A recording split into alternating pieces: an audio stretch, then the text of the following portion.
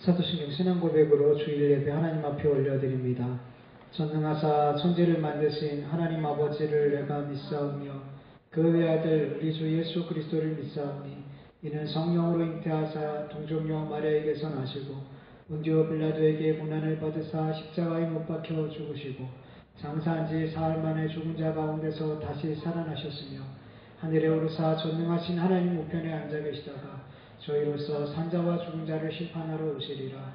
성령을 믿사오며 거룩한 공회와 성도가 서로 교통하는 것과 죄를 사하여 주시는 것과 몸이 다시 사는 것과 영원히 사는 것을 믿사옵나이다. 아멘. 이렇게 찬양합니다.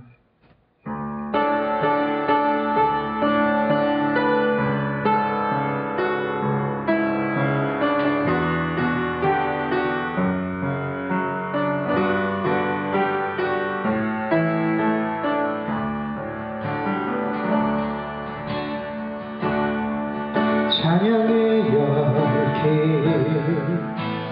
모두 끝나면 주 앞에 나와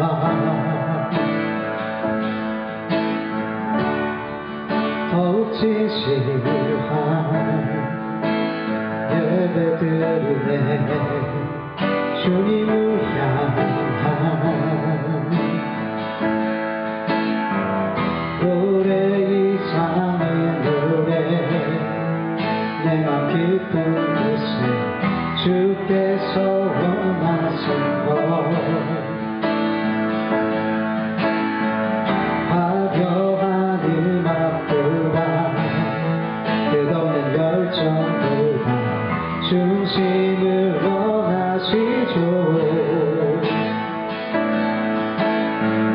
주님께 드릴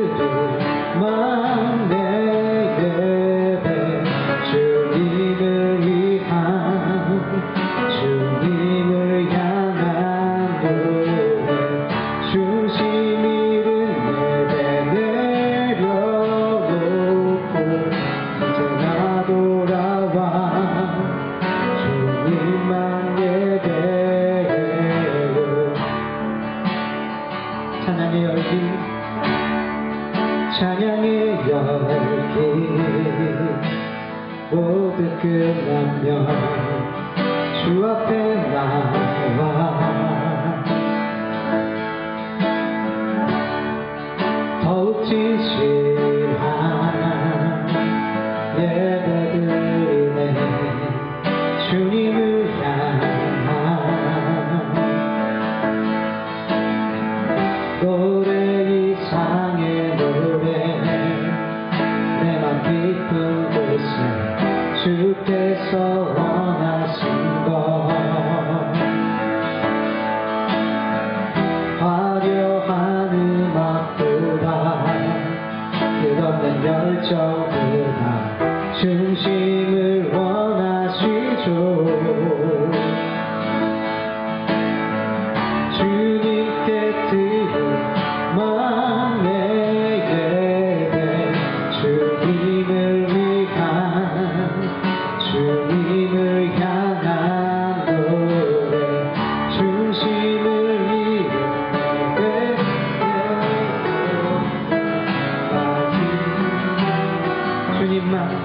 주님만 예배 주님께 드릴 마음의 예배 주님을 위한 주님을 향한 노래 중심으로 내배 내려놓고 이제 나 돌아와 주님만 예배해. 다시 한번 찬양합니다. 찬양의 열기 모두 끝나면 주 앞에 나와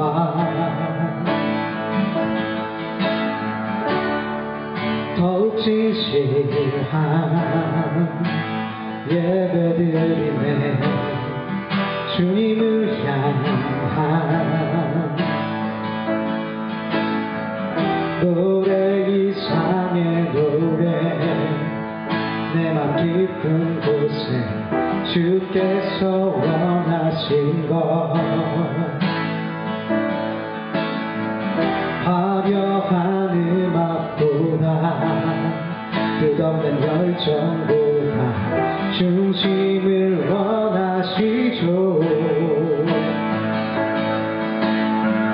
주님께 드릴 마음의 예배 주님을 위한 주님을 향한 노래 중심이 예배 내려놓고 이제 나도 돌아와 주님만 예배해요. 주님께 드릴 마음의 예배 주님을 위한 주님을 향한 노래 중심이 예배 내려놓고 이제 나 돌아와 주님만 예배 주님께 드릴 마음의 예배 주님을 위한 주님을 향한 노래 중심이 예배 내려놓고 이제 나 돌아와 주님만 예배해요.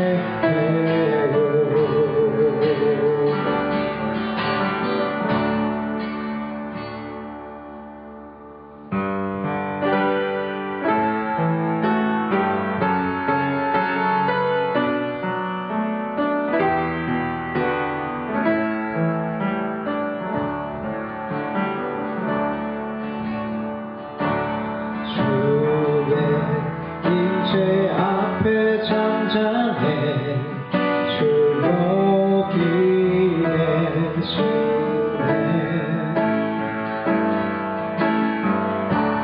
나선 모두 굽혀 경배해 질병과 진리로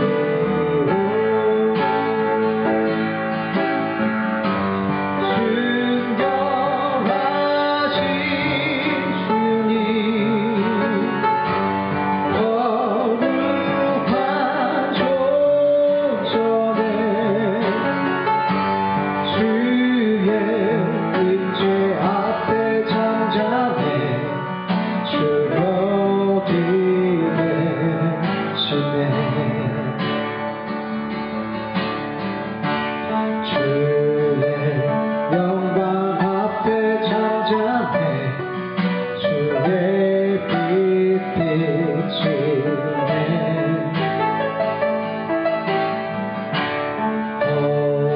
거룩한 구세우시며 영광의 관심에 주 영광 찬란해 빛 되신 우리와 주의 영광 앞에 잠잠해 주의 빛 비치네. 주의 능력 앞에 잠잠해 주 역사하시네.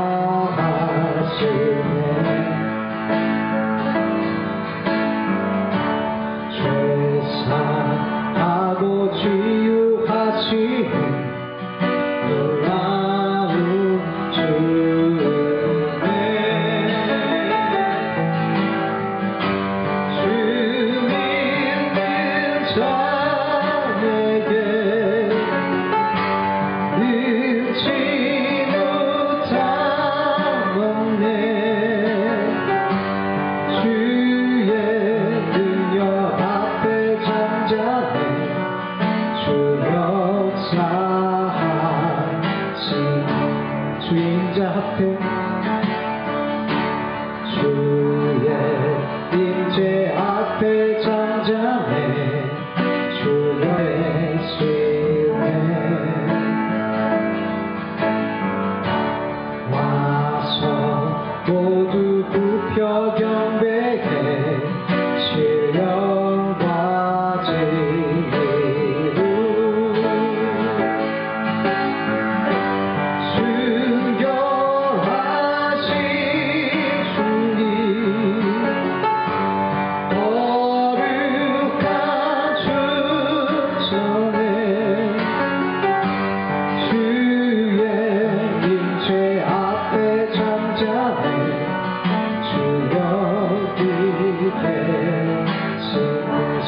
충만하신 주님, 주결하신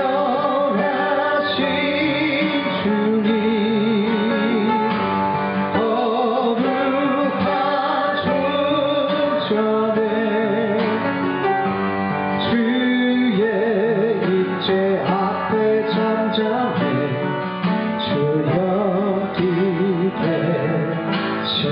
주 여기 계시네, 주 여기 계시네.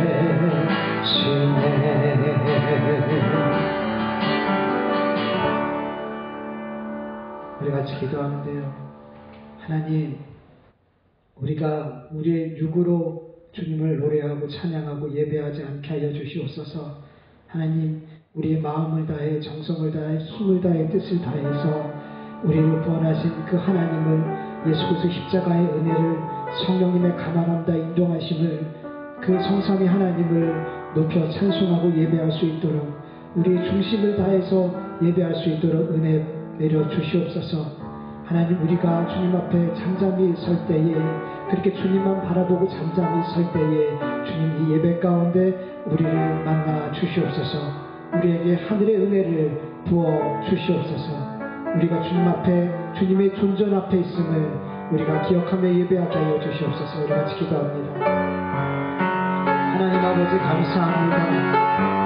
오늘도 우리를 주님 앞에 예배할 수 있도록 인도하여 주시옵소서. 인도하여 주셔서 감사합니다. 하나님, 우리 성도들 비록 몸은 각자 각 처소에 떨어져 예배하고 있지만 하나님, 우리의 마음과 중심이 한데 모여 주님의 존전 앞에 예배하고 있음을 우리가 믿게 하여 주시옵소서. 하나님, 우리가 더욱더 마음을 다해서 뜻을 다해 중심을 다해 예배할 수 있도록 도와주시옵소서. 마음을 다해 뜻을 다해 중심을 다해 찬양할 수 있도록 도와주시옵소서. 우리가 지금 주님 앞에 서 있음을 믿고 주님이 우리 앞에 우리의 예배를 받으시고 계심을 믿으며 우리가 진리와 성령과 진리로 하나님 앞에 예배할 수 있도록 도와주시옵소서. 그래서 하나님, 우리가 어떤 존재인지 예배 가운데 다시 한번 확인케 하여 주시옵시고 하나님의 하나님 되심을 다시 한번 보고 깨달을 수 있도록 역사하여 주시옵소서. 하나님, 세상의 마음이 쏟아져 있던 우리의 삶이 다시금 이 예배 가운데 하나님께 우리의 온 중심이, 우리의 온 삶이 하나님 앞에 설 수 있도록 역사하여 주시옵시기를 간절히 원합니다. 하나님, 우리 각자 한 사람 한 사람에게 하나님 오늘도 말씀하여 주시옵시고 아버지, 우리 중심에 있는 것들을 다 보게 하여 주시옵시고 아버지는 우리 죄와 속된 악한 모든 것들이 하나님 예수 그리스도의 보혈로 용서받게 하여 주시옵시고 다시금 주 예수 그리스도의 이름을 힘입어 세상 가운데 승리하는 삶을 살 수 있도록 새 힘과 새 능력을 덧입혀 주시옵소서.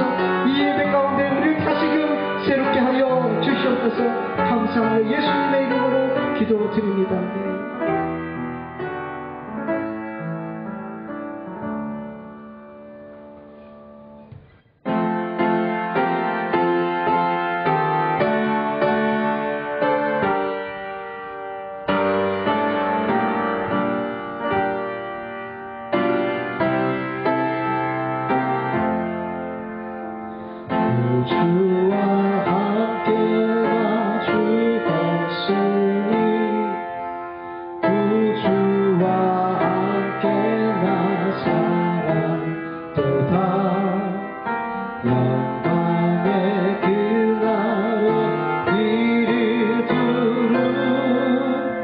언제나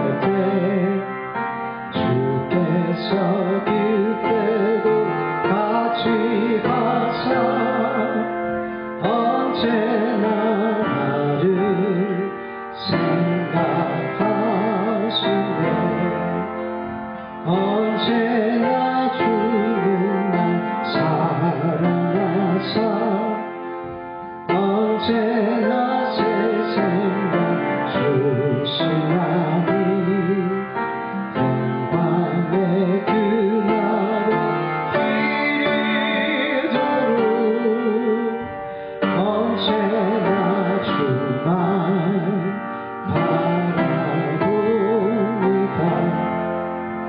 내 몸의 약함 아시는 주, 못 고칠 질병이 아주 없네.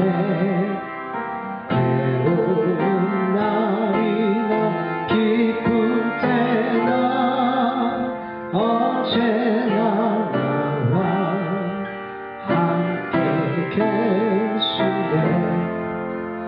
언제나 주는 날 사랑하사 언제나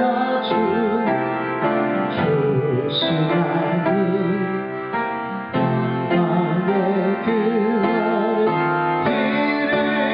이르도록 언제나 주만 바라보니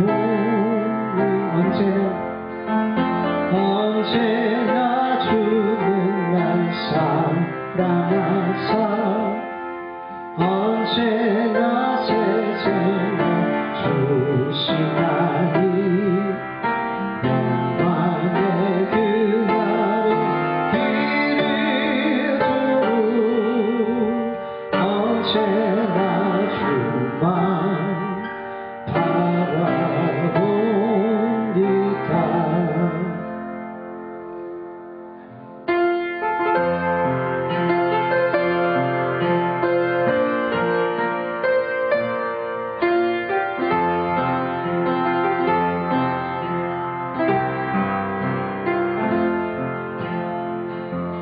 예수 나를 오라 하네. 예수 나를 오라 하네. 어디든지 주를 따라 주와 같이 가려네. 주의 인도하심 따라 주의 인도하심 따라 어디든지 주를 따라 주와 같이 가려네. 겟세마네 동산까지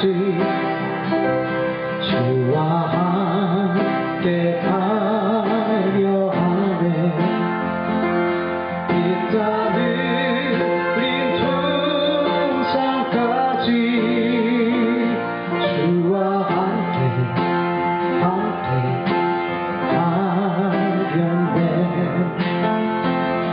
주의 인도하심 따라 주의 인도하심 따라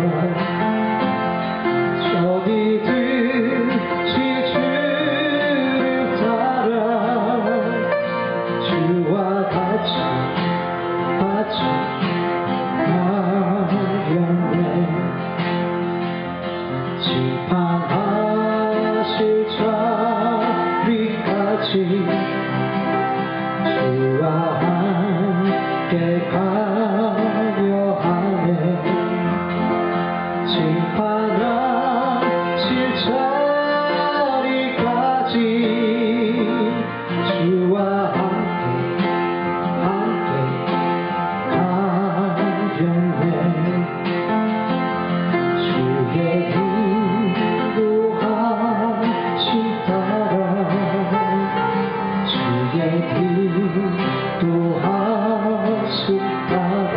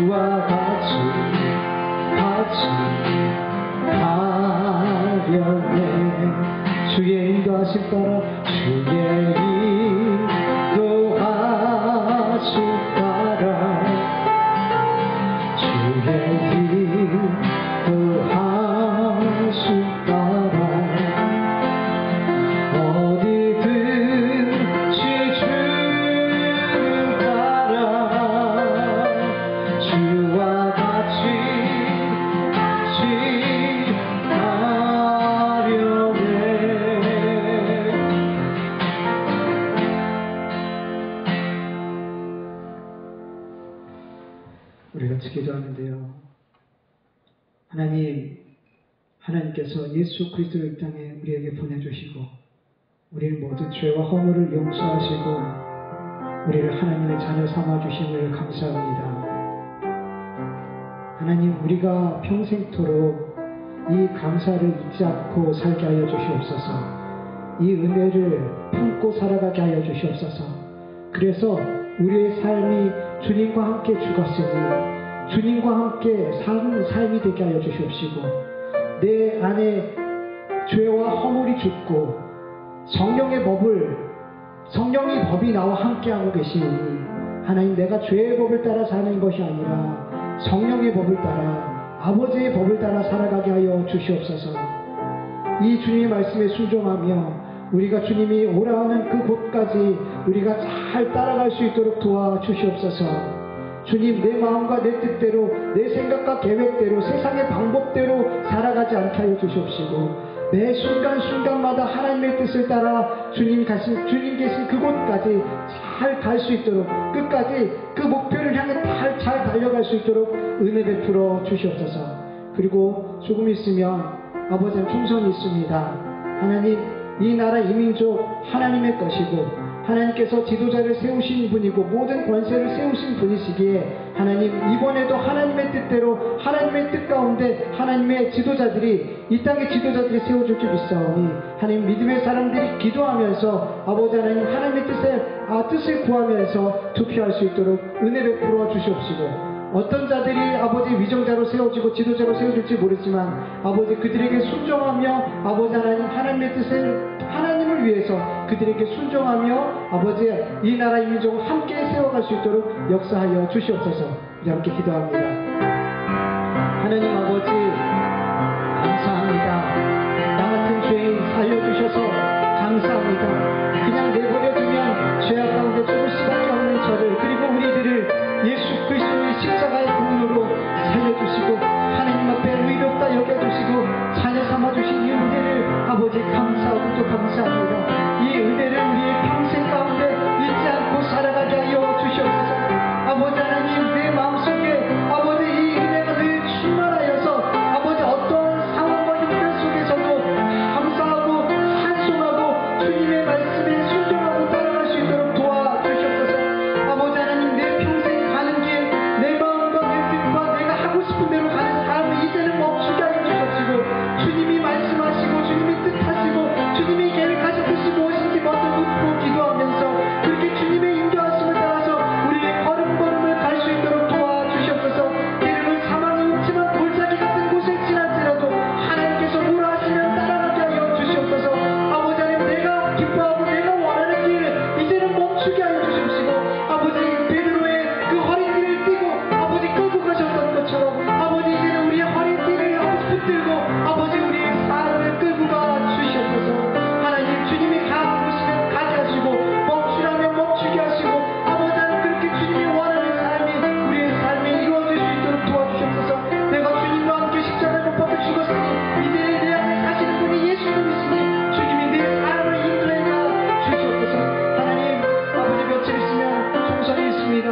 아버지 하나님께서 권세를 세우시는 분이니 아버지 하나님, 우리 그 믿음의 사람들이 하나님께 물으며 하나님의 뜻을 구하며 아버지 투표하게 하여 주시옵시고, 하나님께서 세우신 그 지도자들에게 순종하며 아버지 함께 이 나라의 민족을 주님의 뜻 가운데 세워갈 수 있도록 아버지 이 나라의 민족을 붙들어 주시옵시고, 아버지 특별히 믿음의 사람들 기도하며 하나님의 뜻을 구하며 투표 잘할 수 있도록, 그리고 이 나라의 민족을 위해서 더욱 기도할 수 있도록 도와주시옵시고, 아버지 코로나가 잡히고 있사오니 아버지 하나님께서 끝까지 아버지 이 나라의 민족 마음을 붙들어 주셔서 아버지 하나님 합심하여 아버지 이 위기를 잘 견뎌낼 수 있도록 끝까지 하나님께서 붙들어 주시옵소서.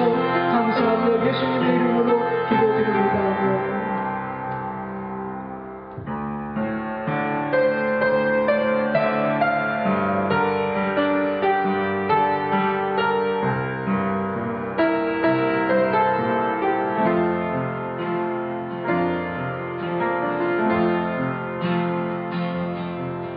나를 지으신 이가 하나님, 나를 부르신 이가 하나님, 나를 보내신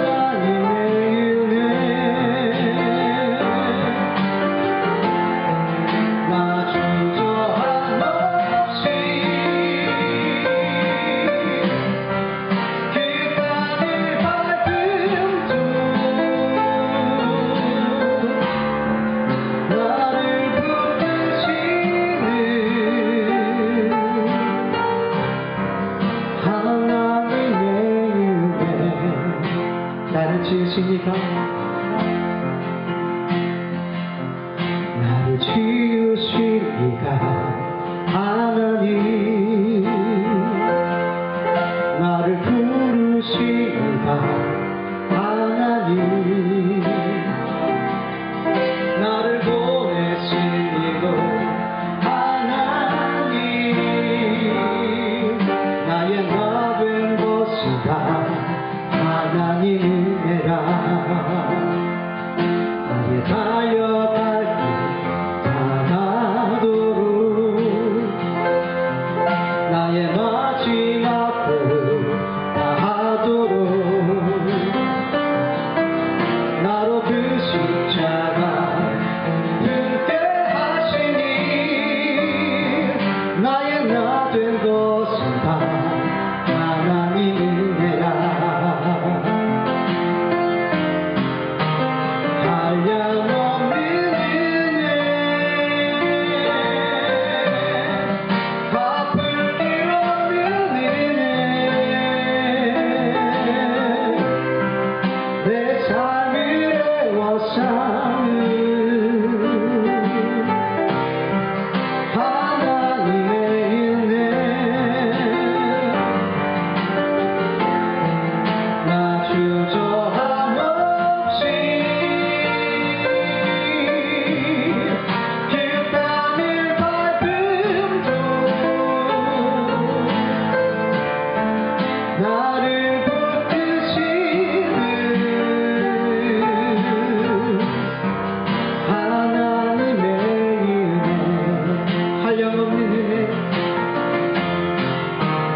한량없는 은혜 한량없는 은혜 갚을 길 없는 은혜 내 삶을 애워싸는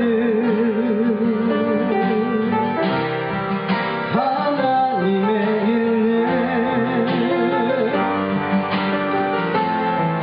나 주저함 없이 그 땅을 밟음도 나를 붙드시는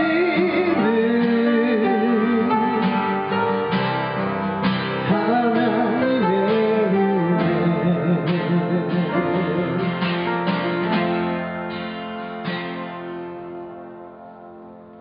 자, 기도합니다.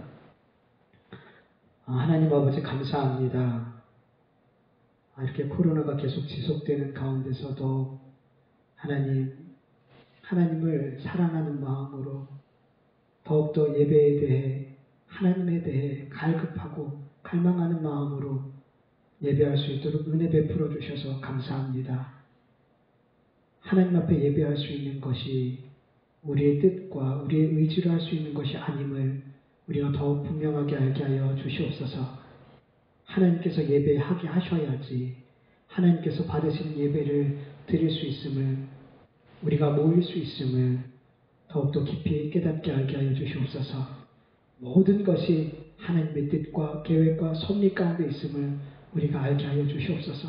그 어느 것도 우리의 의지와 우리의 힘과 노력으로 할 수 없다는 것을 우리가 우리의 삶에서 계속해서 발견하게 하여 주시고 모든 것이 하나님의 은혜로 되어지는 것임을 우리 삶에 고백하게 하여 주시옵소서. 하나님, 우리에게 날마다 예수 그리스도의 십자가의 은혜와 성령님의 인도하심과 그 하나님의 놀라운 사랑을 날마다 부어주신 것 감사합니다.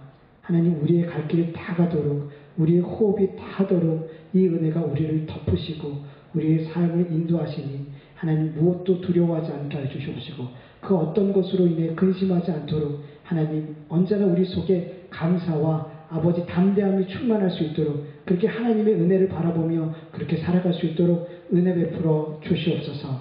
하나님, 이 나라 이 민족 불쌍히 여겨 주시옵소서. 하나님께서 이 나라 이 민족을 지금까지 지켜주셨고 인도해 주셨고 복음을 주시고 아버지 하나님 세계적으로 아버지 하나님 많은 곳에 선교사를 보내는 아버지 그런 믿음의 나라 되게 하여 주셔서 아버지 감사합니다. 아버지 조금 있으면 아버지 국회의원을 뽑는 총선이 있습니다. 하나님, 믿음의 사람들이 기도하면서 부르짖으면서 하나님의 뜻을 아버지 구하며 투표할 때에 하나님께서 하나님 택한 자들을 아버지 세우시고 그들을 통해서 이 나라의 민족을 계속해서 잘 세워가 주시옵시기를 간절히 원합니다. 하나님, 코로나가 점점 안정화되어져 가고 있습니다. 하나님, 이 나라의 민족 온 백성이 더욱더 마음을 합심하여서 아버지 이 나라의 민족의 일상적인 삶이 회복되어질 수 있도록 하나님께서 은혜 베풀어 주시옵시고, 아버지 코로나로 인하여서 많은 사람들이 어려워하고 있습니다. 하나님, 하나님께서 위로하여 주시옵시고 위정자들에게 지혜를 주셔서 이 어려움을 잘 이길 수 있도록 하나님 그들에게 지혜와 명철과 분별력을 더하여 주시옵소서. 특별히 한국교회가 더욱더 주님의 마음을 이 어려운 시기에 헤아려서 아버지 깨달아 알아서 기도할 것을 기도하게 하시고 회개할 것을 회개케 하여 주시옵시고 하나님이 원하시는 뜻을 행할 수 있는 우리 한국교회가 되게 하여 주시옵소서. 주의 말씀 듣습니다. 이 말씀이 마음으로 잘 깨달아져서 우리의 삶 속에 하나님께서 기뻐하시는 열매 맺게 하여 주시옵소서. 감사하며 예수님의 이름으로 기도합니다. 아멘.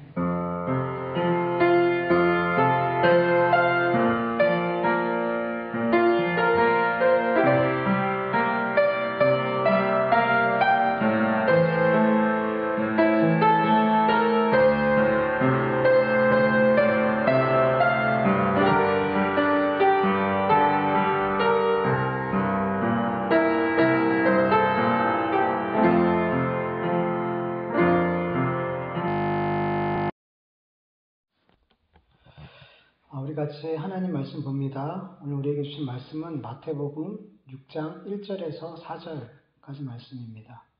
마태복음 6장 1절에서 4절까지 말씀. 우리 같이 읽을게요. 시작. 사람에게 보이려고 그들 앞에서 너희 의를 행하지 않도록 주의하라. 그리하지 아니하면 하늘에 계신 너희 아버지께 상을 받지 못하느니라. 그러므로 구제할 때 외식하는 자가 사람에게서 영광을 받으려고 회당과 거리에서 하는 것 같이 너희 앞에 나팔을 불지 말라. 진실로 너희에게 이르노니 그들은 자기 상을 이미 받았느니라. 너는 구제할 때에 오른손이 하는 것을 왼손이 모르게 하여 내 구제함을 은밀하게 하라. 은밀한 중에 보시는 너희 아버지께서 갚으시리라. 아멘. 여러분, 마태복음 5장에서 예수님께서는 하늘의 복을 받은 자의 삶이 어떤 삶인지 팔복을 통해서 우리에게 알려주셨어요. 하나님의 자녀들은 땅의 복을 받는 삶을 추구하고 목적 삼고 살아가는 것이 아니라 예수님을 믿음으로 말미암아 하나님으로부터 오는 하늘의 복을 이 땅에서 누리며 살게 되는 거예요. 이 삶이 바로 심령이 가난한 삶이고 애통하는 삶이고 온유한 삶이고 의에 줄이고 목마른 삶이고 긍휼히 여기는 삶이고 마음이 청결한 삶이고 의를 위하여 예수님을 위하여 박해받는 삶이에요. 이러한 복을 이 땅에서 누리는 자들에게 예수님은 기뻐하고 즐거워하라라고 말씀하셨어요. 왜? 하늘의 상이 크기 때문에. 하늘에서 너의 상이 크기 때문에 이러한 하늘의 복, 세상 사람들은 전혀 복이라고 생각하지 않는 것들을 우리는 복이라고 여기면서 이 복된 삶을 받는 그 삶을 기뻐하고 즐거워해야 돼요. 하늘의 상이 크기 때문에. 이 상이 뭐예요? 구원이죠. 구원이죠. 선지자들도 이런 하늘의 복을 이 땅에서 누리며 구원이라는 상을 받았어요. 이러한 하늘의 복을 누리는 삶은 반드시 이 땅에서 소금과 빛과 같이 드러나게 된다라고 예수님은 말씀하셨어요. 감추어질 수 없어요. 이 땅에서 하늘의 복을 받고 하늘의 복을 기뻐하고 즐거워하는 사람의 삶은 분명 세상의 복과 세상의 것을 즐거워하는 사람의 삶과 다를 수밖에 없어요. 그래서 그들의 삶은, 예수 믿는 사람들의 삶은 감추어질 수가 없는 거예요. 그리고 예수님께서는 너희 의가 서기관과 바리새인들보다 낫지 못하면 결코 천국에 들어가지 못한다라고 말씀하시면서 우리에게 옛 계명을 새롭게 해석해 주셨어요. 새 계명을 주셨어요. 예수님께서 주신 새 계명은 인간의 힘과 노력과 의지로 지킬 수 있어요, 없어요? 못 지켜요. 정확히 말하면 율법은 사람이 애쓰고 힘쓰고 우리의 마음과 상관없이 우리의 몸으로만 열심히 행하면 지켜지는 것 같아요. 근데 예수님이 주신 새 계명은 우리의 마음으로 짓는 죄까지 우리 행동과 우리 말과 행동으로 짓는 죄와 똑같은 죄로 여기시기 때문에 우리는 이 예수님의 새 계명을 지킬 수 없다라고 말하는 거예요. 여러분, 우리의 인간은 마음으로 다른 사람에 대해서 노하거나 욕하거나 음란한 마음을 품거나 죄악된 생각을 하지 않을 수 없어요. 겉으로는 말로나 행동으로는 그렇게 하지 않을 수 있어요. 저 사람은 정말 죽이고 싶지만 죽이지 않을 수 있어요. 음란한 마음을 품고 어떤 여자를 볼 수는 있지만 그렇게 행하지 않을 수 있단 말이에요. 네. 그러나 우리의 마음속에 죄악된 생각, 우리의 마음속에서 드는 이런 죄악된 생각들은 우리가 통제할 수 있어요, 없어요? 통제가 안 되는 거예요. 나도 모르게 음란한 마음이 들고 나도 모르게 분노가 일어나고 나도 모르게 그런 죄악된 생각이 이 속에서 불처럼 일어나더라는 거예요. 그래서 예수님께서 가르쳐 주신 이 새 계명은 단순히 육으로만 죄를 짓는 게 아니라 이 마음으로도 죄를 지으면 안 되는 이 새 계명은 지킬 수 있다 없다. 못 지킨다는 거예요. 네. 여러분, 예수님께서 우리에게 주신 이 새 계명, 또 원수에 대해서 이야기하셨죠?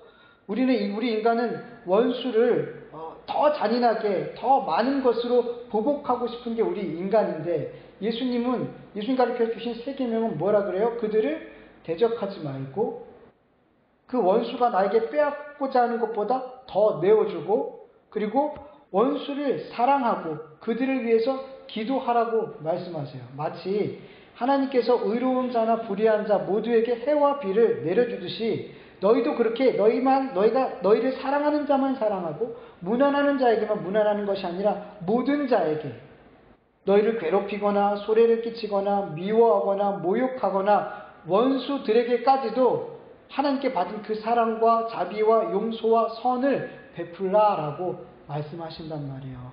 이러한 새 계명을 우리가 어떻게 지키냔 말이에요. 우리가 이 주님께서 주신 새 계명을 지키지 못하면 우리는 바리새인과 서기관들보다 더 나은 의를 소유할 수 있어요, 못 얻어요? 소유하지 못하게 되죠. 그렇게 되면 우리는 하나님의 이 의를 얻지 못하면 하나님의 자녀가 될 수 없고, 하나님의 자녀가 되지 못하면 하나님의 나라를 유업으로 받지 못하게 되는 거예요. 우리의 힘으로는 예수님께서 주신 이 새 계명을 지킬 수 없어요. 아니, 옛 계명조차도 지킬 수가 없어요. 우리의 힘으로는 하나님 앞에 의롭다 여김을 받을 수 없어요. 우리의 힘으로는 죄의 문제를 해결할 수 없어요. 그래서 하나님께서 율법 외에 하나님의 한 의, 예수 그리스도를 이 땅에 보내주신 거예요. 로마서 3장 20절에서 24절을 세 번역으로 보면, 그러므로 율법의 행위로는 하나님 앞에서 의롭다 인정을 받을 사람이 아무도 없습니다. 율법으로는 죄를 인식할 뿐입니다. 그러나 이제는 율법과 상관없이 하나님의 의가 나타났습니다. 그것은 율법과 예언자들이 증언한 것입니다. 그런데 하나님의 의는 예수 그리스도를 믿는 믿음을 통하여 오는 것인데 모든 믿는 사람에게 미칩니다. 거기에는 아무 차별이 없습니다. 모든 사람이 죄를 범하였습니다. 그래서 사람은 하나님의 영광에 못 미치는 처지에 놓여 있습니다. 그러나 사람은 그리스도 예수 안에서 얻은 구원으로 말미암아 하나님의 은혜로 값없이 의롭다는 선고를 받았습니다. 아멘. 율법과 상관없이 하나님께서 의롭다 여김을 받을 수 있는 길을 열어주셨는데 그 길이 바로 예수 그리스도라는 길이에요. 이 예수님을 믿는 자들은 하나님께서 의롭다 여겨주시고 하나님의 자녀가 되는 권세를 주셨어요. 이들은 이미 이 땅에서 예수님을 믿음으로 구원받은 자이기 때문에 하나님 나라에 속해 있는 자이기 때문에 하나님께서는 더 이상 그들에게 땅의 복을 주시는 것이 아니라 그들의 인생이 땅의 복을 목적 삼고 살아가지 못하도록 하늘의 복을 그들에게 부어주시고 그 하늘의 복을 기뻐하며 즐거워하며 살아가게 하시더라는 거예요. 또 예수님을 믿음으로 구원받은 자들은 하나님께서 하나님께서 성령을 부으시사 그 마음을 새롭게 하심으로 죄악된 마음을 몰아내고 하나님께서 기뻐하시는 마음, 죄의 법이 아니라 성령의 법을 기뻐하는 것, 순종의 삶을 기뻐하는 마음으로 새롭게 그 마음을 변화시켜 주시는 거예요.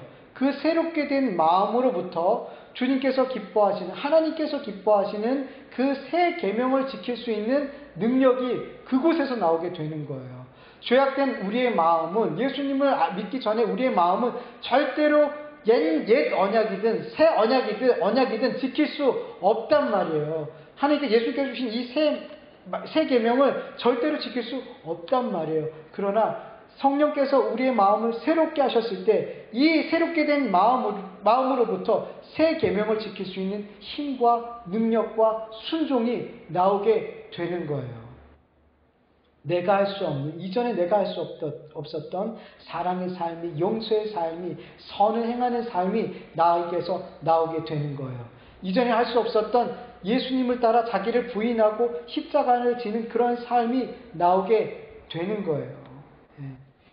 그리고 내 삶에 맺어지는 모든 열매는 내가 맺는 열매가 아니라 내 안에 계신 주님, 내 안에 계신 성령께서, 내 마음을 새롭게 하신 그 성령께서 맺게 하시는 것을 알기에 내 삶에 맺어지는 그 어떤 열매로 내 자랑으로 삼지 못하고 내 의로 삼지 못하고 하나님께만 영광 돌리게 되는 거예요. 이렇게 마태복음 5장에서는 예수님을 믿는 자들은 하나님으로부터 어떤 하늘의 복을 이 땅에서 받으며 살게 되는지, 또 그 마음이 성령으로 말미암아 새롭게 된 자들은 어떠한 계명을 지키며 살게 되는지 말씀해 주셨어요. 그리고 마태복음 6장에서는 이렇게 예수 그리스도를 믿음으로 하나님의 자녀가 되어서 하나님으로부터 하늘의 복을 받고 성령께서 새롭게 하신 그 새 마음으로 예수님께서 주신 그 새 명을 지키는 하나님의 백성들이 주의하면서 살아야 할 삶에 대해서 말씀하고 계세요. 오늘 본문 1절을 보면은 헬라어 원문으로 보면 1절을 주의하라라는 말씀이 가장 먼저 나와요. 주의하라 이러면서 쭉 말씀이 이어져요. 여러분, 주의하라는 것은, 조심하라는 것은 실수할 수 있기 때문이죠. 잘못할 수 있기 때문이죠. 그래서 주의해라, 조심해라 라고 말씀하는 거예요.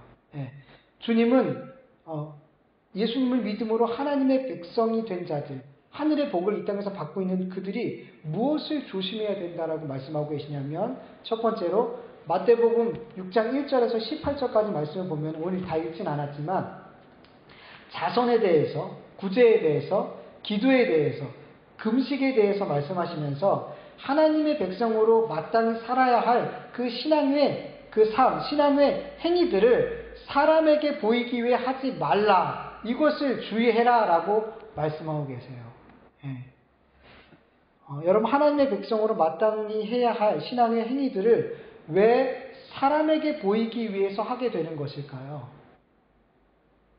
1절 말씀을 보면 사람들은 자기가 의로운 자라는 것을 드러내기 위해서, 그리고 자기의 의를 사람들에게 인정받기 위해서 그렇게 하나님의 백성으로 마땅히 해야 할 신앙의 행위들을 그렇게 사람에게 보이기 위해서 하는 거예요. 여러분, 예수님 당시 유대인들은 무엇을 근거로 자기가 의로운 자라는 것을 의롭다라고 여겼을까요? 무엇을 근거로?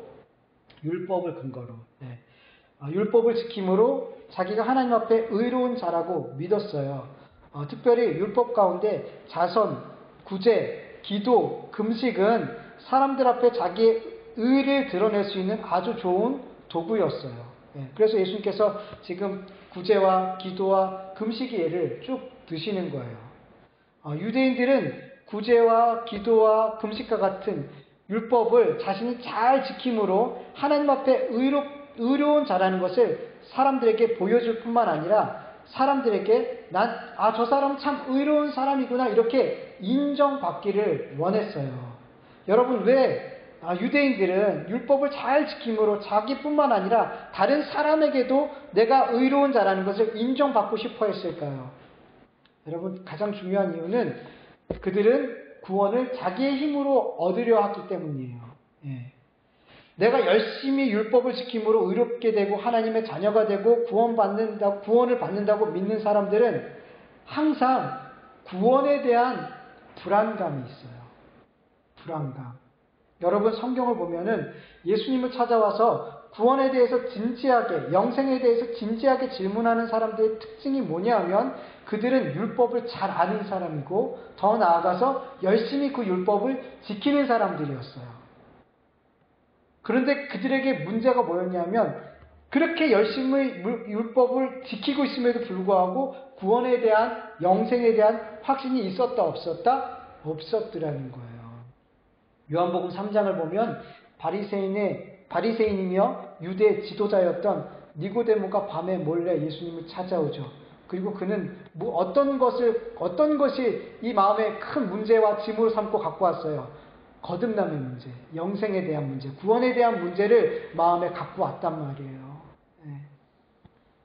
바리새인, 율법을 잘 지키고 유대인들에게 존경받고 있는 지도자였음에도 불구하고 누가복음 18장에 보면 어떤 관리가, 지도자가 예수님께 나와서 어떻게 하면 영생을 얻을지 묻게 되죠. 그는 부자였고 율법의 모든 조항들을 어려서부터 잘 지켜왔던 그런 사람이었단 말이에요. 그럼에도 불구하고 이 모두는 구원에 대한, 영생에 대한 확신이 없었어요. 율법을 그렇게 잘 지키고 어렸을 때부터 지키고 존경받고 있는 사람이었지만, 사람들에게 인정받고 칭찬받고 있는 사람이었지만 그들은 불안했어요. 내가 율법을 잘 지킴으로 말미암아 의롭게 되고 구원받고 영생을 얻게 된다고 믿으면 그런 사람들은 율법을 잘 지키면 지킬수록 그 마음에 더 커지는 생각이 뭐냐면 내가 진짜 이렇게 열심히 율법을 지키면 하나님 앞에 의롭다 여김을 받고 구원을 받을 수 있을까? 이런 생각이 자꾸 더 커지는 거예요. 왜 이런 생각이 자꾸만 커지냐면 내 겉사람은 갈수록 율법을 익숙하게 잘 지켜내고 있지만 내 속사람은 하나도 안 변했거든요. 내 속사람은 하나도 바뀌지 않았어요. 다만 내 겉사람은 더 익숙하게, 더 철저하게 율법을 지켜내고 있어요. 근데 내 속은 하나도 안 바뀌는 거예요. 내 속은 거듭나지 않는 거예요. 그러니까 점점 더 내가 율법을 잘 지키면 잘 지킬수록 아무것도 내 속은 변하지 않은 것을 보면서 불안한 거예요. 만약에 이런 마음속에 이런 질문들이 들고 내 이런 모습이 발견되어졌다면 그 사람에게는 하나님의 은혜가 임한 거예요. 최소한 이런 사람들은 나의 불가능을 인정하게 되고 누구 앞에 나와요? 예수님 앞에 나오게 되는 거예요. 복음 앞에 나오게 되는 거예요. 그 당시 많은 유대인들은 이 구원에 대한 불안함을 복음으로, 예수님으로 해결하지 못하고 계속해서 다른 사람의 인정으로 말미암아 구원에 대한 그 불안함을 덮으려고 했단 말이에요.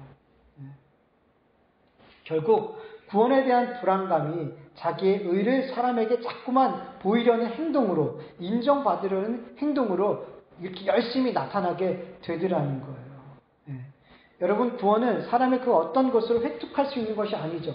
내가 율법을 지킴으로 구원을 얻을 수 있는 어떤 조건을 획득할 수 있는 것이 아니잖아요. 율법을 지킴으로 하나님 앞에 의롭다 여김을 받을 수 있는 육체가 있다 없다? 없다. 로마서 3장 20절에 말씀했잖아요. 그런데 지금 복음의 시대를 살고 있는 우리들도, 많은 그리스도인들도 이렇게 복음이 우리에게 증거되고 있음에도 불구하고 여전히 율법을 지킴으로 하나님 앞에 의롭다 여김을 받고 구원을 받으려고 하는 그런 잘못된 신앙생활하는 사람들이, 그런 교회 안에 있는 사람들이 적지 않단 말이에요. 겉으로는, 말로는 나는 예수님을 믿음으로 말미암아 구원받았습니다 이렇게 말을 해요.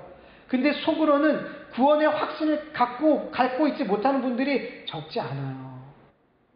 이런 분들은 내가 신앙생활을 잘 하고 있다라고 생각할 때는 구원의 확신을 갖고 있어요. 나는 구원받았어. 난 하나님의 백성 맞아. 이렇게 생각하는데 내가 신앙생활을 잘 하지 못하고 있을 때는 구원의 확신이 막 흔들리더라는 거예요. 그리고 내가 내 인생이 잘 되고 하나님 앞에 주신 복을 받고 있는 것 같으면 내가 하나님의 백성인 것 같고 내가 하나님의 택한 자녀인 것 같이 여겨지는데, 내가 마치 막 실패하고 어려운 일을 당하고 건강이 상하게 되고 막 이렇게 하나님 앞에 마치 저주를 받는 것 같은 그런 상황이 되면 내가 하나님 앞에 정말 구원받았을까라는 의심을 품게 되더라는 거예요. 여러분, 이런 것은 구원의 기준을 예수님께 두지 않기 때문이에요. 구원의 기준을 누구에게 두는 거예요? 나에게. 나의 행위에 구원의 기준을 두기 때문에 이렇게 자꾸 내가 구원을 어떤 때는 받은 것 같고 어떤 때는 못 받은 것 같고 그래서 계속 불안한 구원을 붙들고 있는 거예요.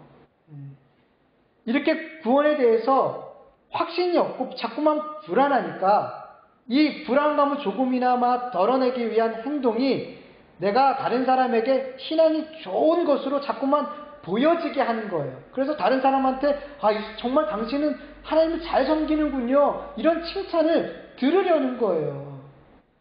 이런 것들은 자기의 구원에 대한 불안감을 덮으려는 행동인 거예요. 방법이 잘못된 거예요, 여러분. 이런 불안감이, 구원에 대한 불안감이 몰려든다면 그때 뭐 해야 돼요? 복음 앞으로, 예수님 앞으로, 그 십자가 앞으로 나가야 되는 거예요. 누구처럼? 니고데모처럼. 복음 앞에, 십자가 앞에 진짜 구원을 만나야, 진짜 의를 만나야 되는 거예요. 여러분, 진짜 예수님을 믿음으로 예수님의 의를 소유한 자들은 자기의 행위로 인해 구원이 흔들리지 않아요. 다른 사람의 인정과 칭찬으로 구원의 확신을 가지려 하지 않아요. 히브리서 10장 15절에 보면 성령이 친히 우리의 영과 더불어 우리가 하나님의 자녀인 것을 증언하신다라고 말씀하세요. 누군가가 나를 신앙 좋다고 당신 진짜 하나님의 백성이라고 그렇게 박수 쳐주고 인정해주고 칭찬해주지 않아도 성령께서 내 안에 내 영과 더불어 내가 하나님의 자녀라는 것을 증언하고 있단 말이에요. 내가 알더라는 거예요. 내 행위 때문이 아니라 성령이 그렇게 나에게 믿음을 주신 예수를 믿는 믿음을 주신 그 성령께서 나에게 그렇게 증언하시단 말이에요. 나에게 알게 하신단 말이에요. 굳이 다른 사람에게 인정받을 필요 없더라는 거예요. 근데 이 성령의 증언함이 없는 자들은 자꾸만 누굴 통해서 이 확신을 가지려는 거예요? 다른 사람을 통해서. 하나님의 백성으로 마땅히 감당해야 될 이 신앙의 행위들을 사람에게 보이기 위해서 하게 되는 또 다른 이유는 2절과 같이 사람에게서 영광을 받고 싶기 때문이에요. 여러분, 우리가 하나님을 위해서 행하는 모든 신앙의 행위들은 결국 하나님께서 영광을 받으시는 일들이에요. 그런데 우리의 신앙의 행위들이 내가 사람들로부터 영광을 받기 위한 목적이라면 그것은 모두 다 하나님 앞에 죄가 돼요. 그리고 예수님은 이런 행위들을 외식이라고 말씀하셨어요. 그리고 성경에서 예수님은 이 외식하는 자들을 계속해서 저주하시죠. 여러분, 영광이라는 것은 인간에게 속한 게 아니에요. 누구에게 속해 있는 거예요? 하나님께 속해 있는 거예요. 죄인된 인간이 만들어낼 수 있는 것이 아니에요. 그런데 여러분, 죄인된 인간은 자꾸만 자기들이 영광을 만들어내요. 그 영광을 가짜 영광이라고 그러죠. 이 가짜 영광을 만들어내고 서로가 서로에게 이 영광을 돌리고 받고 하더라는 거예요. 그리고 이러한 영광을 갈망하더라는 거예요. 여러분, 이것은 하나님처럼 되고 싶은 교만한 마음에서 나오는 거예요. 하나님처럼 되고 싶은 교만한 마음에서 자꾸 가짜 영광을 만들어내고 그 가짜 영광을 서로 주고받더라는 거예요. 하나님처럼의 놀이를 하더라는 거예요. 그런데 여러분, 인간이 만들어낸 이런 가짜 영광에 대해서 베드로는 뭐라 그러냐면 베드로전서 1장 24절 말씀과 같이 그러므로 모든 육체는 풀과 같고 그 모든 영광은 풀의 꽃과 같으니 풀은 마르고 꽃은 떨어지되 라고 말씀하고 있어요. 여러분, 사람의 영광은 시들고 마르고 썩어져 떨어지는 영광이에요. 그냥 가짜예요. 이 가짜예요. 이런 썩어질 영광을 구하는 삶을 사는 사람들은 하나님도 신앙의 행위도 모두 다 이 썩을 영광을 얻기 위한 도구로 만들어 버리는 거예요. 그래서 하나님 앞에 죄가 되는 거예요. 그러나 여러분, 하나님께 속해 있는 영광은 마르고 시들고 떨어지지 않는 영원한 영광이에요. 이 하나님께 속해 있는 영광을 하나님께서는 하나님의 뜻대로 누군가에게 주시더라는 거예요. 사람이 만드는 게 아니라 하나님이 주시더라는 거예요. 어떤 자들에게? 고린도전서 10장 31절에 보면 먹든지 마시든지 무엇을 하든지 다 누굴 위해서? 하나님을 위해서, 하나님의 영광을 위해서 하라라고 말씀하세요. 이렇게 우리의 온 삶이 하나님의 영광을 위하여 살아갈 때 여러분, 하나님께서 그들에게 하나님께 속해 있는 영광을 예수 그리스도 안에서 주신다는 거예요. 사람들이 주고받을 수 있는 게 아니라는 거예요. 근데 자꾸만 율법을 통해서 이 하나님을 섬기는 척, 하나님을 섬기는 그 행위를 통해 가지고 자기의 영광을 받으려고 하더라는 거예요. 예수님께서는 사람에게 영광을 받으려는 목적으로 행하는 모든 신앙의 행위들은 이미 이 땅에서 상을 받았다 이렇게 말씀하세요.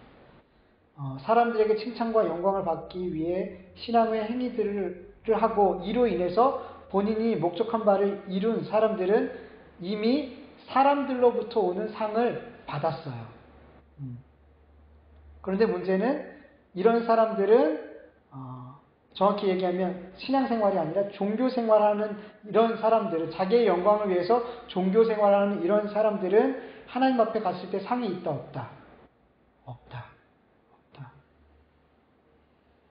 그들이 사람에게서 이미 상을 받았기 때문에 하나님께 받을 상이 없다는 게 아니에요. 그들은 하나님을 위해서, 하나님에게 보이기 위해서 신앙생활하는 것이 아니라 나를 위해서, 그리고 사람들에게 보이기 위해서 종교 생활을 했기 때문에 하나님께 받을 상이 없다는 거예요. 즉 하나님 앞에 그들은 아무것도 하지 않았더라는 거예요.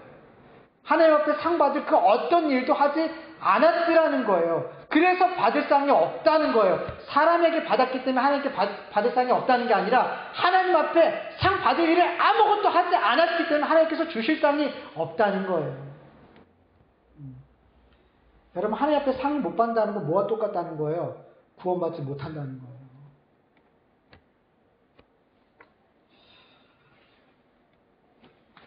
예수님께서는 오늘 본문에서 구제라는 신앙의 행위를 통해 자기의 의를 인정받고 사람들에게서 영광받으려는 잘못된 신앙생활에 대해서 주의해라 라고 말씀하고 계세요.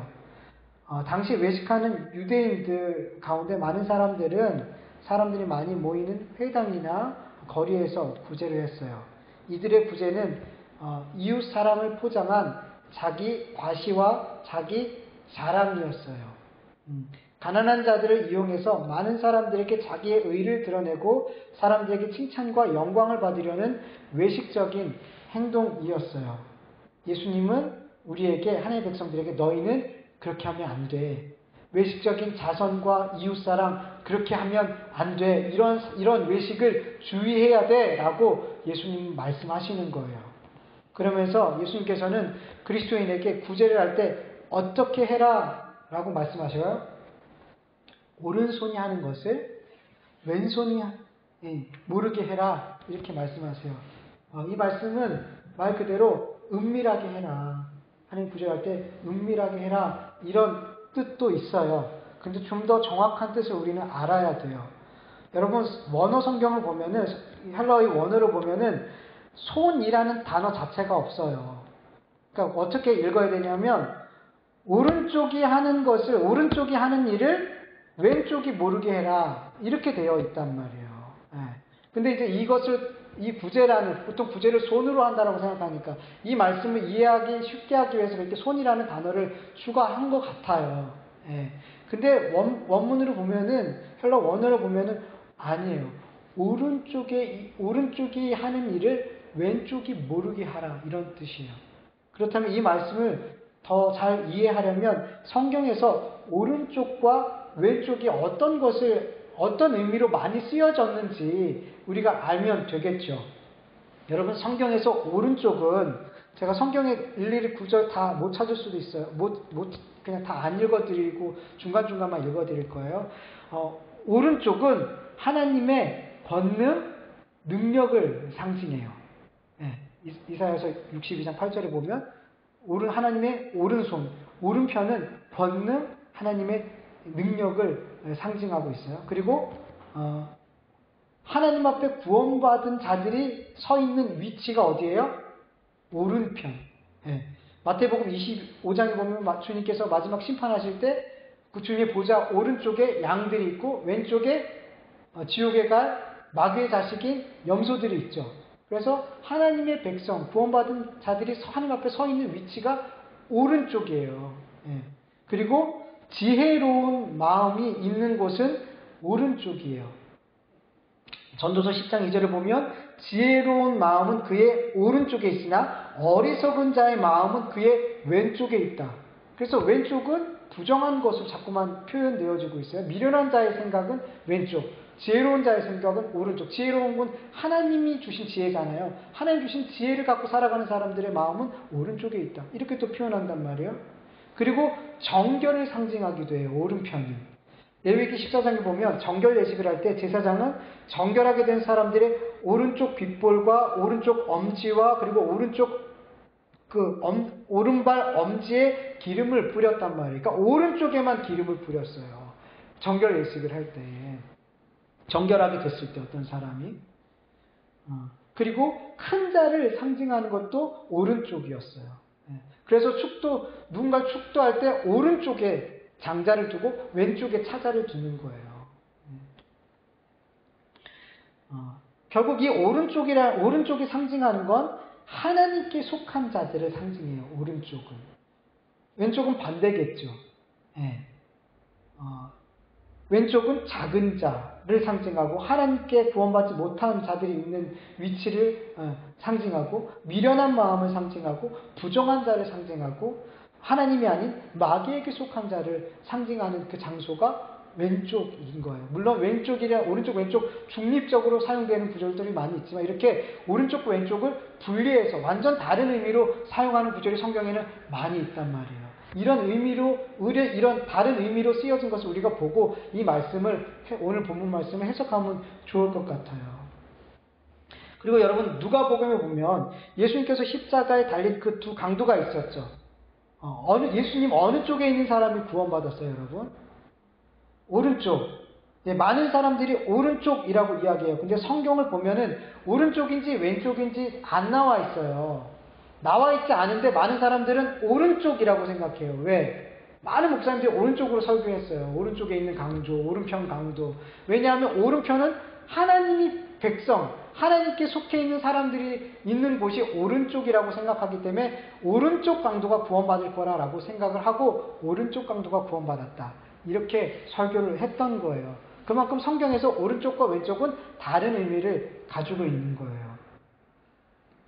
성경에서 오른쪽은 하나님의 편에 선 마음, 하나님의 편에 선 사람, 하나님의 권능을 힘입은 자, 하나님의 권능에 붙잡혀 있는 자, 하나님께 구원받은 자, 하나님으로부터 정결함을 받은 자, 하나님께 속해 있는 자 등으로 이해할 수 있기 때문에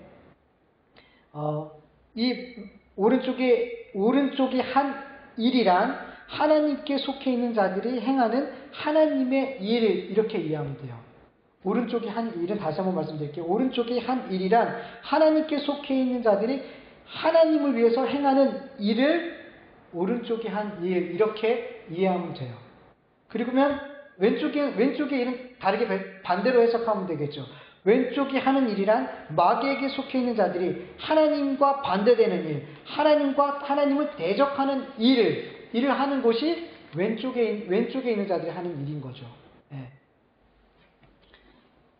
오른쪽이 하는 것을 왼쪽이 모르게 하라는 말씀을 정리하면 오른쪽에 있는 하나님께 속해 있는 자, 그리고 하나님을 위해서 일하는 자들은 왼쪽에 있는 자들이 알지 못하게 하라는 거예요. 하나님의 일을 할 때 왼쪽에 있는 자들이 모르게 그 일을 하라는 거예요. 여러분 어떻게 하면 왼쪽에 있는 자들이 모르게 하나님의 일을 할 수 있을까요? 방법은 하나밖에 없어요. 하나님의 방법으로 하는 거예요. 오른쪽에 있는 자들이 하나님의 일을 할 때 하나님의 방법으로 하면 왼쪽에 있는 자들이 몰라요.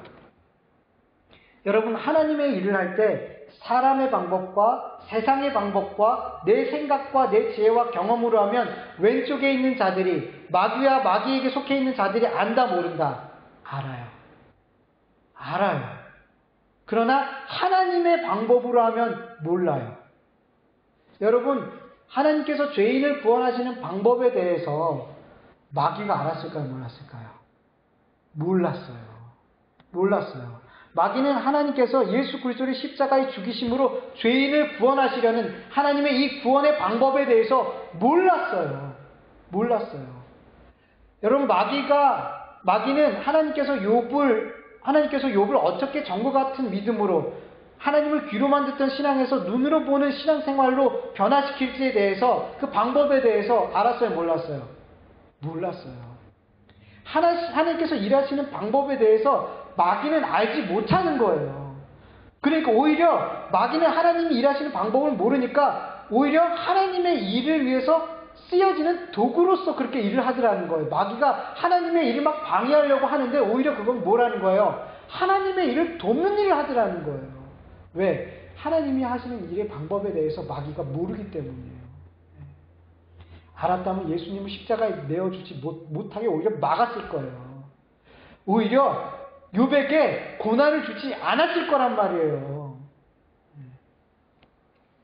이렇게 마귀에게 속해 있는 자들은 하나님이 일하시는 방법에 대해서 알지 못해요. 그렇기 때문에 오른쪽에 있는, 하나님께 속해 있는 자들, 하나님의 일을 행하는 자들은 자기의 생각과 경험과 때로는 세상이 봤을 때 좋은 방법을 따르는 것이 아니라 누구에게 묻는 거예요? 하나님께 묻는 거예요. 하나님의 방법을 먼저 구하는 거예요. 구제가 하나님께서 받으시는 구제가 되려면 오른쪽에 있는 자들은 하나님께 구해야 돼요. 하나님, 내가 어떻게 구제해야 되죠? 하나님, 제가 어떤 방법을 사용해야 되죠? 라고 무작정 구제하는 게 아니고 하나님께 묻는 거예요. 그렇지 않고 내 마음대로, 구제 자체는 하나님께 좋아하시는 거니까 내 마음대로, 내 뜻대로, 내 생각대로 하면 되겠지 하고 하면은 왼쪽에 있는 자들이 알아차리고 마귀에 속히는 자들이 알아차리고 그 구제가 하나님께서 받는 구제가 되지 못하도록 방해하는 거예요. 대적하는 거예요. 오히려 구제해놓고 나서 하나님 앞에 죄를 짓는 그런 결과가 나오더라는 거예요. 오른쪽에 있는 자들이 하나님께 묻고 구제할 때 그 구제는 은밀한 가운데서 하나님께서 받으시는 구제가 되는 거예요. 구제뿐만 아니죠. 모든 하나님의 일들은 하나님의 방법을 구하고 하나님의 뜻대로 행해야 되는 거예요. 그리고 그 하나님의 뜻과 주신 방법을 알고 순종하여야 그 하나님의 일을 행할 때 왼쪽에 있는 자들이, 마귀와 그에게 속해 있는 자들이 방해하지 못하고 대적하지 못하는 거예요. 혹 방해하고 대적하는 것 같아도 결국 그들은 하나님의 일을 이루는 도구로 쓰여지게 되는 거예요. 오른쪽에 있는, 하나님께 속해 있는 성도 여러분, 하나님의 일을 할 때 언제나 왼쪽이 모르게 은밀하게 행하시기를 간절히 축원합니다. 여러분, 이 하나님의 일들이 은밀하게 행하여지는 것 같지만 하나님은 이 은밀하게 행하여지는 이 하나님의 일을 통하여서 온 땅에, 땅끝까지 복음이 전파되게 하시는 줄 믿으시길 바라요. 우리는 막 크게 외치고 떠벌리면서 뭔가를 해야 될 것 같죠? 그래야지 뭐가 될 것 같죠? 아니에요. 하나님이 일하시는 방법은 달라요. 그래서 오른쪽에 있는 자들, 하나님께 속해 있는 자들이 하나님의 일을 하는 방법도 세상의 방법과 달라야 되는 거예요. 그것이 은밀한 방법을 통해서, 그 은밀한 게 뭐예요? 감추어져 있는 건 하나님의 방법인 거예요. 이 방법만이 마귀와 왼쪽에 있는 자들이 알아채지 못하고 하나님께서 받으시는 일로 성취되게 하시는 줄 믿으시기 바라요. 아멘. 우리 같이 아버지 당신의 마음이 있는 곳에 찬양하면서 우리 말씀을 생각하면서 찬양하길 바라요.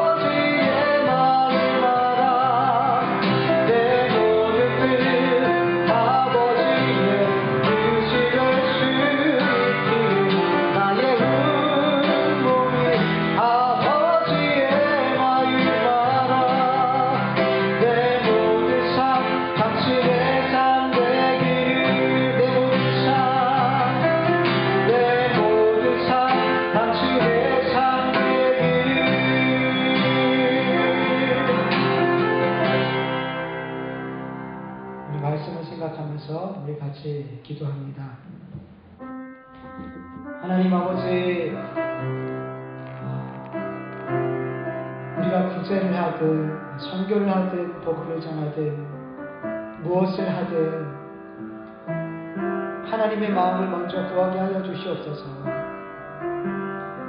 이것은 하나님이 기뻐하시는 거니까 내 마음대로 내 뜻대로 해도 되겠지가 아니라 아무리 선한 일이라도 하나님의 뜻이 있는 곳이 아버지 선한 일인 줄 믿게 하여 주시옵소서. 아무리 선한 일이라도 하나님의 뜻이 아닌 일은 선이 아니고 죄가 됨을 알게 하여 주시옵소서.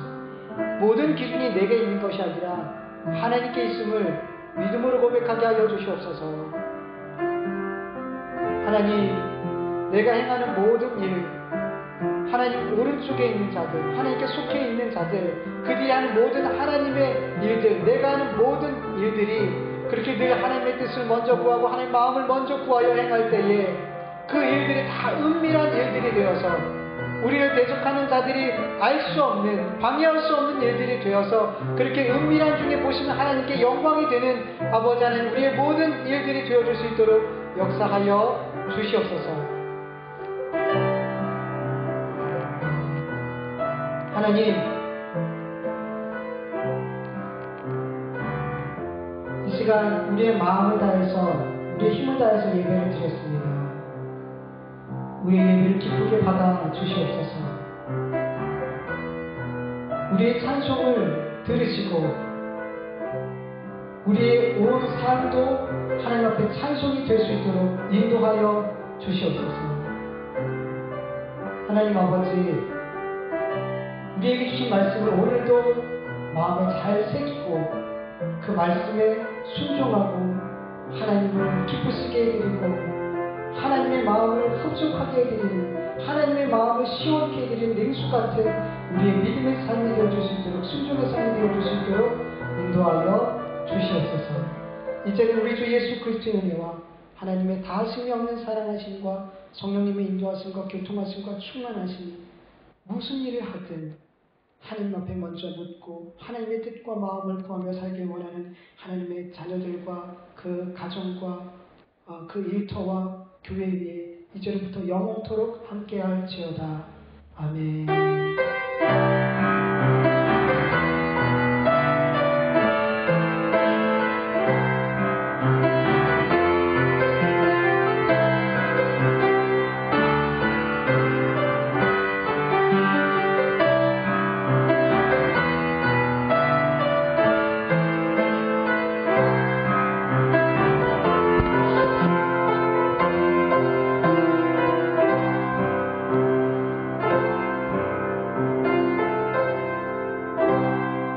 한 주간도 주님 안에서 순종하시고 승리하시기를 축원합니다.